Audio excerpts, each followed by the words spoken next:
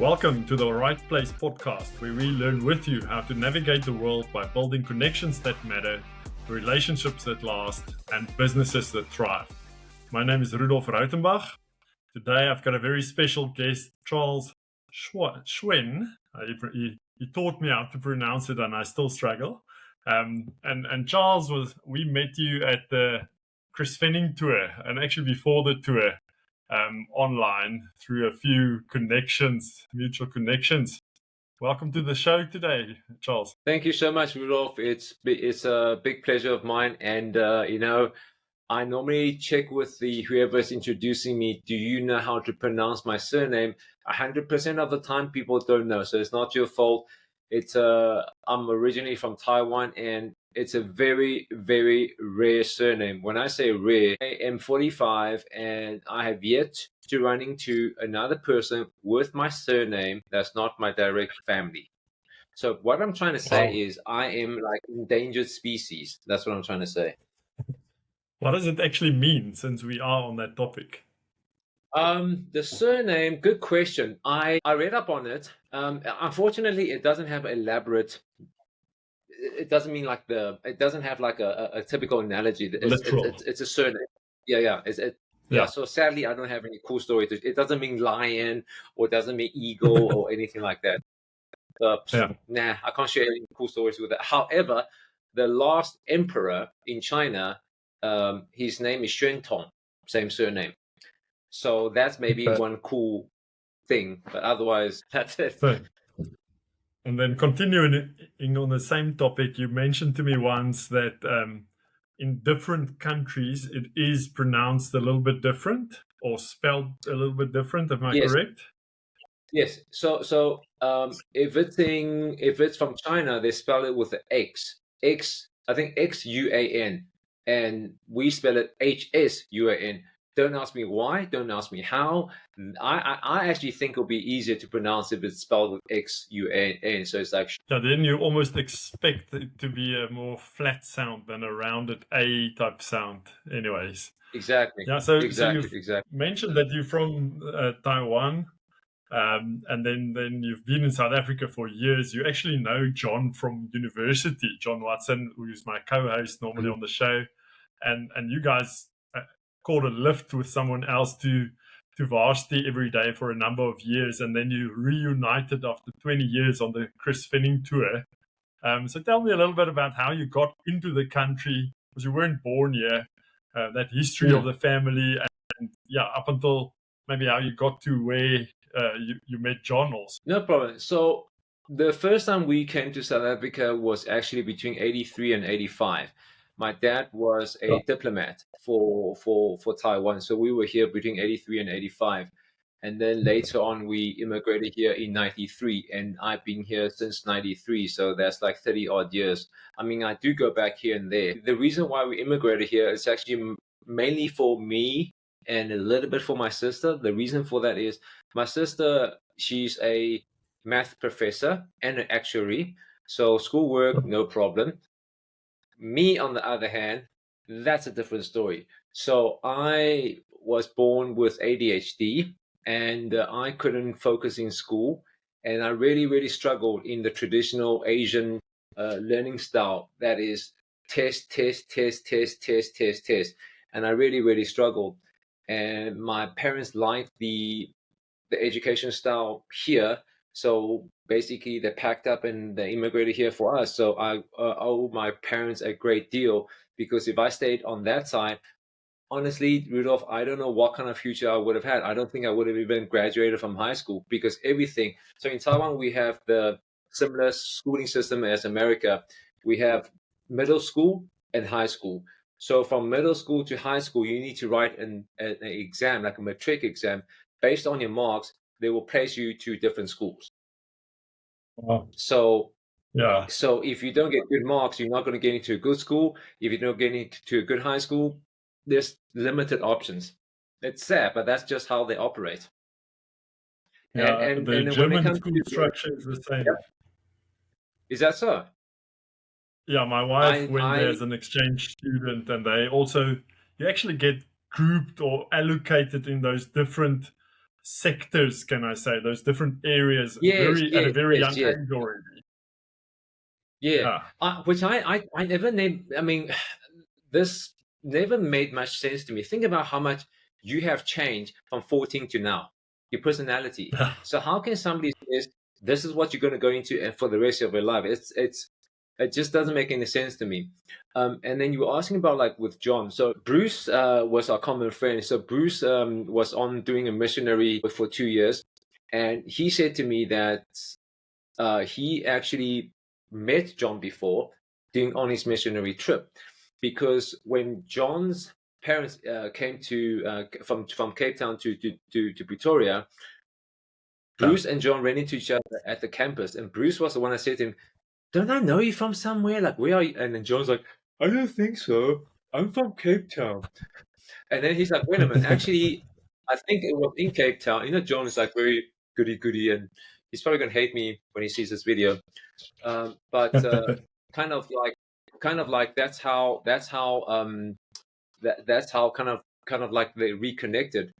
And when they reconnected again, it's kind of like let's hang out. And Bruce and I, we lived in the same streets, and obviously as students you want to save petrol. We called the same lift club, and that's how we met. And I haven't seen him for 20 years, and we ran into each other thanks to Chris Fenning. Yeah, that was the biggest surprise. John actually told me after a Zoom session at some stage, he told me, I know Charles. I've met him. We drove together to university, but he can't remember Mm. me. So I'm like, okay, nothing I can do about it. I also only met you then. And then at the event at Atterbury Theatre on the day, the two of you, John was with me because he stayed with me that week. And you walk in, and as you see each other, you're like almost like a long lost lover. You're like, oh, I haven't seen you for so You long. know, And so it yeah, was I a bit of a remember so makeup. too, because up to that point, I didn't click. Up to that point, I told him I didn't click at all until I ran into him, and it's like I was telling John this a while ago, and you probably can concur to this, and that is the friends that you make in high school and university. Those friendships are very, very poor. I mean, sorry, very, very pure. Yeah. Not you're friends with somebody because you get along with them, and that's it. Where sadly in Yeah. business, a lot of times it's like, what can Rudolf do for me? What can John do for me? It's not as pure. Yeah. You know, that's what I've noticed, right? When you like today, we had breakfast with a friend of mine, well, from high school, and he's literally moving to New Zealand, immigrating on Sunday, like this coming Sunday. And the things we can talk about, you're so comfortable with each other. The things you can joke Yeah. with, you don't get that as an adult. We tend to lose that. Yeah. Yeah, it's interesting how you evolve over time, but you also become a bit more smart and to be very specific and direct. Whereas at university, you almost just want to enjoy life. And myself and John are doing a Mm. bit of a series of what we would have done differently had we been at school at the moment or at university, Hmm.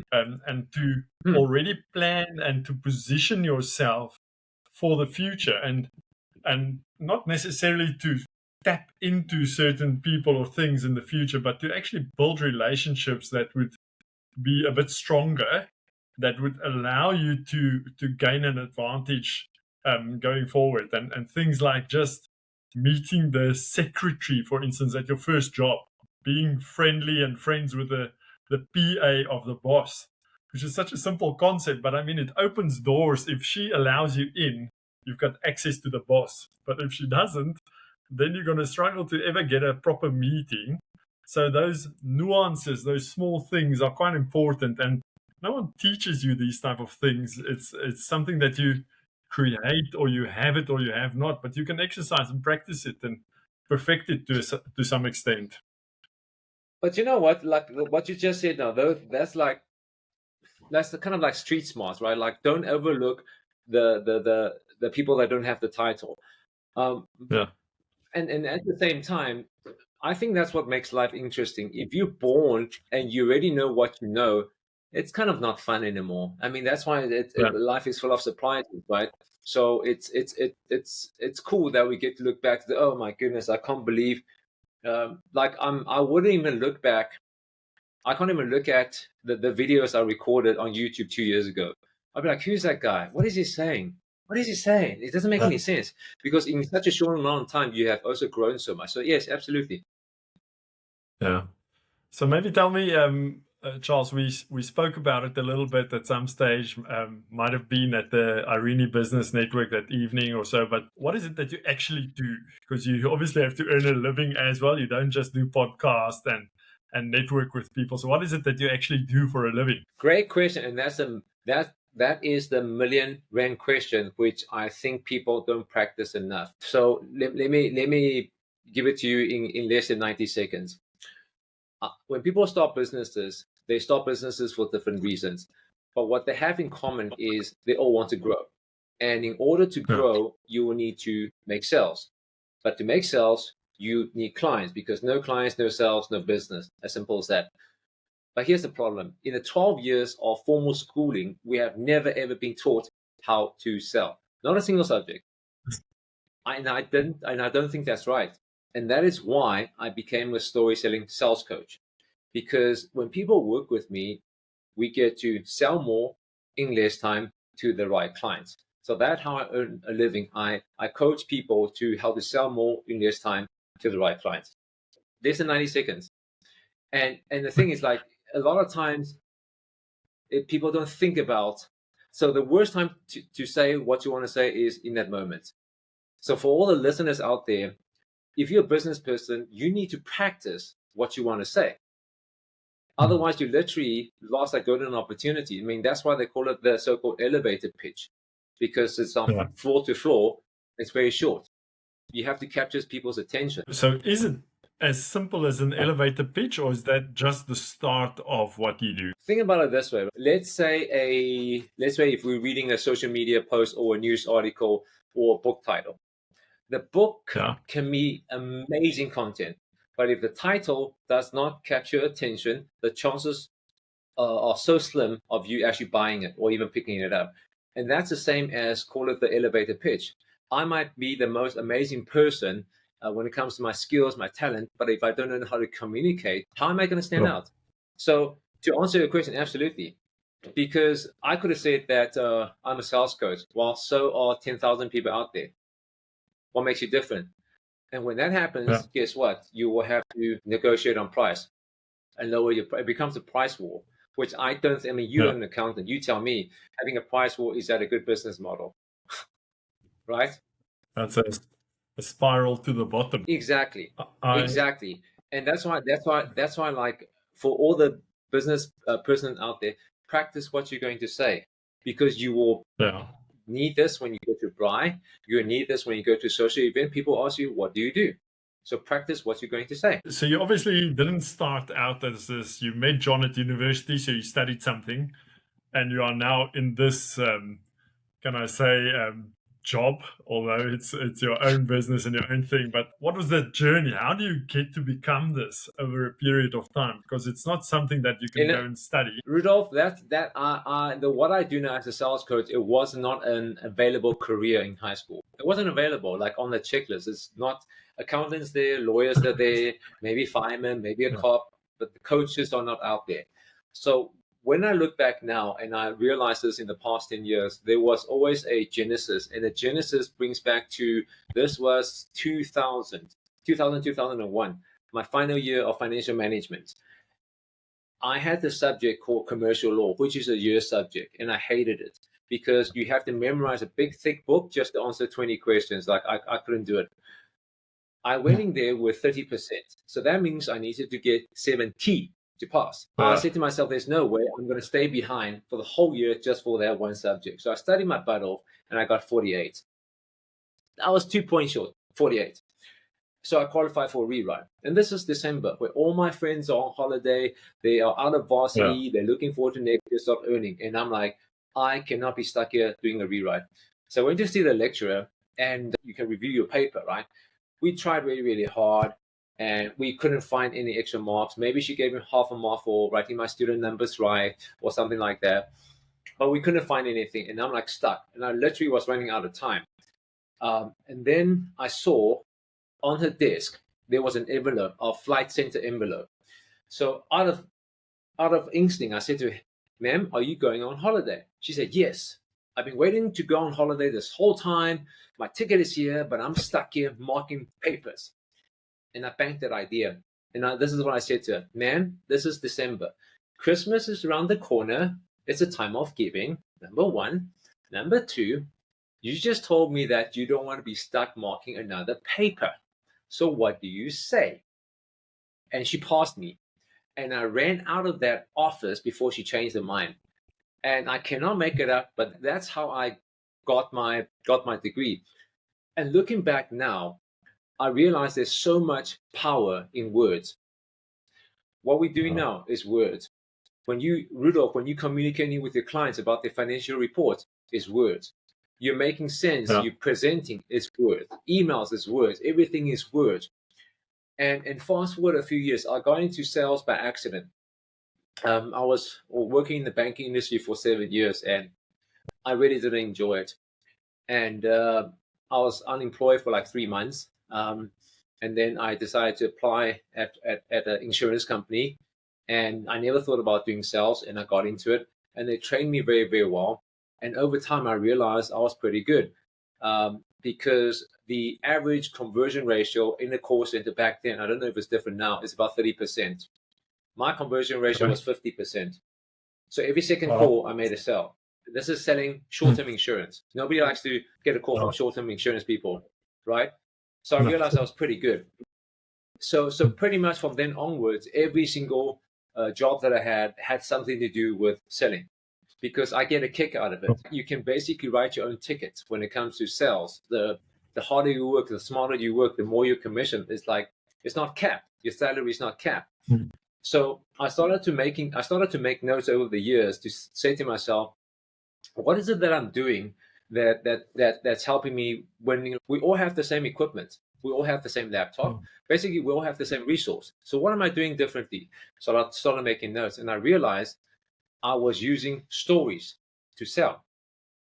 So I'll give you an example. The last job I had was in publishing for the company called Entrepreneur Magazine, entrepreneur.com. And when I went in there, this is how I used to sell. I find out from them, I asked them a lot of questions, find out, for example, Rudolph, you wanted to see us because you want to advertise with us. Tell us more about your business, what kind of people you want to attract, what kind of people like you work with, basically the demographic.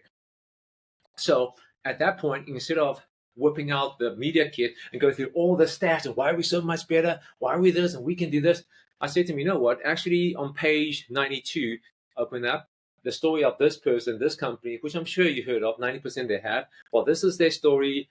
Do you think this is somebody you want to target?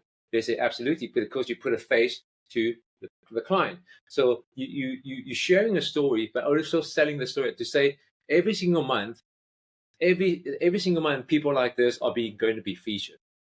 Then they're already sold. I don't have to sell them on stats. So I realized that looking back, that's how I sold. So, and eventually I just created my own program called Better, Faster, Smarter Selling. Better, Faster, Smarter Selling. And I basically to teach you the foundations, because I've seen over and over again, if you have these foundations right, doesn't matter what industry you sell to, it will up your chances. I know it's a long explanation, but basically that was the whole evolution of how it came about. Yeah, no, I got the picture there, and it's quite interesting. I always have this back of my mind thing of I need to just get into the room. If I'm in the room, I'd be able to take people through the product, try and convince them, tell the story, the good news, all of that. But it's also a trick to get in the room. So I see that part as marketing, to get the meeting, get in the room, and then from then on, it's a selling game. So that's how I draw the line. And I always convince myself that it's once I'm in the room, I'll be able to sell. But past history and stats show me that it's not necessarily the case. You can't take one recipe, one formula, and just sell something to someone, because you need to almost listen more. You need to understand their scenario so that you can get to the problem. Because if you can solve the problem, then you can potentially sell. And I think we sometimes make the mistake of we've got such a formulated response to everything that we miss the point that the customer is looking to solve, and then we don't get the Rudolf, sale. you know what? You mentioned something very important, right? You're talking about getting in the room, and you have the realization just because I'm in the room doesn't mean they're going to buy. So I'm going to draw a quick thing, and we're going to explain something to you now. So this is called the buyer's pyramid. 90%, 7%, 3%. Okay, have you ever seen this buyer's pyramid before? No, okay, not. So this is what it means, right? 90% of so let me ask you demonstrate by using this example. Are you looking to buy a coffee machine at home right now, like in the next week or so? No. Okay. Are you looking to buy a big screen TV in the next week? A new car? A new phone? No. However, no. can definitely. However, Rudolf, you are definitely in their target market because you can afford all of this. So here's my point of the buyer's pyramid. Just because somebody fits a profile doesn't mean they're buying right now. Yeah. And that is a very, very important distinction. So the people that you have meeting with, right now they might fit into the 90%, meaning that they are your demographic, but not right now. 7% of them will be like, yeah, maybe it's time. Okay, tell me more. 3% of them are in the market right now. So once you understand that, you understand that the so-called rejection is not against you. They are the 90% that's just not buying right. That's number one. Yeah. The second thing I want to mention is what I've noticed is there's a great analogy came up with a psychologist called John Haidt, and he came up with this analogy called the elephant, a rider on the elephant. So basically, the rider is your logical brain, and the elephant is an emotional brain. So from the outset, looks like the rider is in charge because the rider has trained the elephant. But we all know if the rider and the elephant get into a disagreement, the elephant's going to win every single time. So the point is, stats, case studies, testimonies, these are all logical. The rider. People fail to talk to the elephant, the emotional side. So I'll give you an example. Have you ever looked at something and all the stats, all the research shows it's correct, but you say, it just doesn't feel right. Something just doesn't feel right. That's your elephant's resisting it.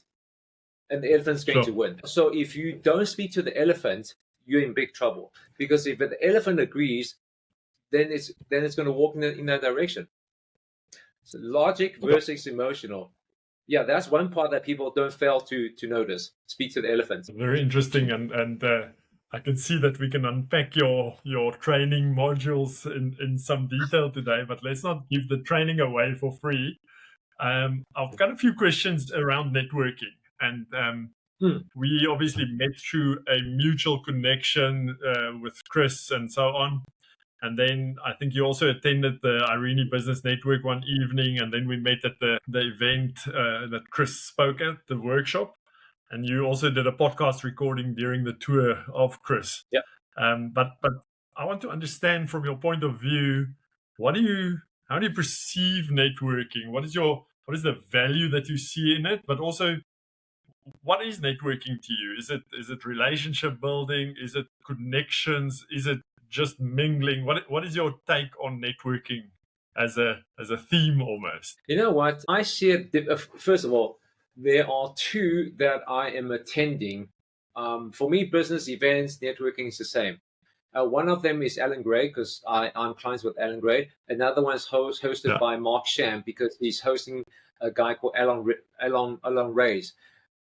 And those are big, massive events. I go to those things because, first of all, I'm interested in the topic. Second of all, I respect the speakers. And obviously, people that go there, they're business people. So at events like that, I enjoy going to. What I don't enjoy going to is sometimes you see there's a lot of networks, but it's not very well organized because of the people that they attend. They basically says, let's say if both of us are single, which we're not, but let's say if we're single and we're not very selective, basically if you're female, come on a date with me. The chances of you ending up marrying that person is not very high. It's the same that I see with networking. A lot of them is like, listen, if you're breathing, if you have a body, just come.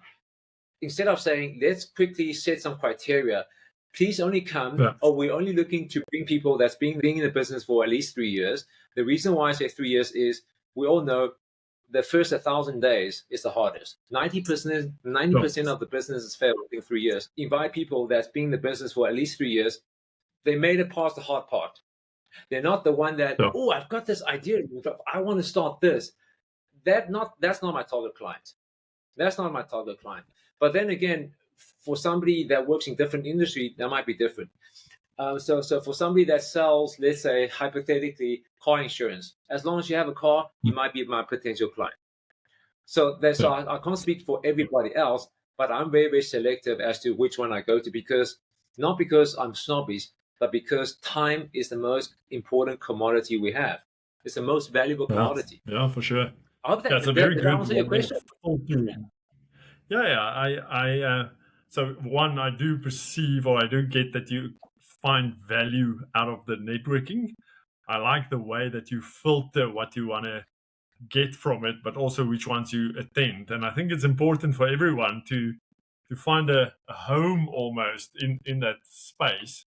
I've got not a different take. I obviously host the Irene Business Network once a month, but in terms of networking, I see every potential new relationship as a networking exercise. So I don't have to go to an event for me to properly network. I see networking as relationship building, and to introduce myself and what I do, but also to learn from what someone else does. And if I can add value to them by just connecting them, then I've built trust. I've built a bit of a startup relationship there. So it's not necessary to go to an event per se, but we do utilize the events to build a bit of a bigger platform as well.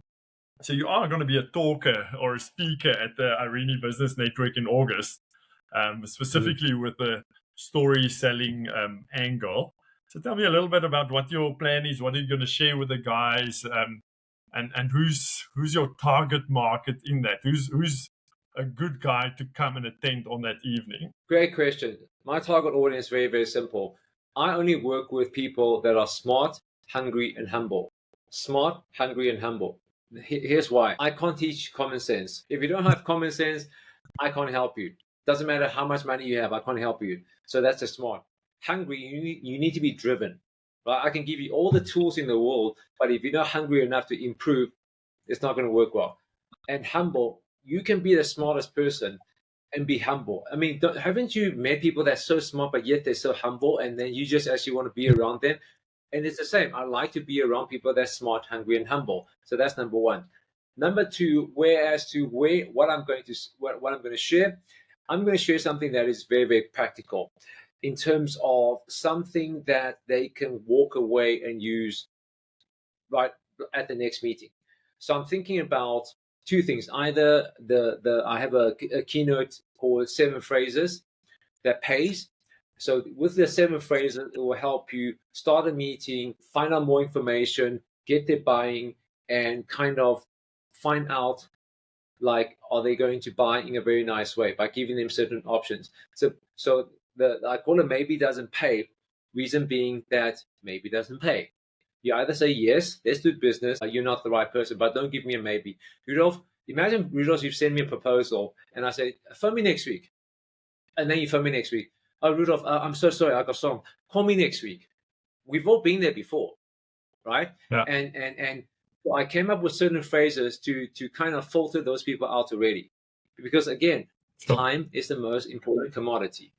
So because I've been in the field for so many years, I realized that people don't have time to waste.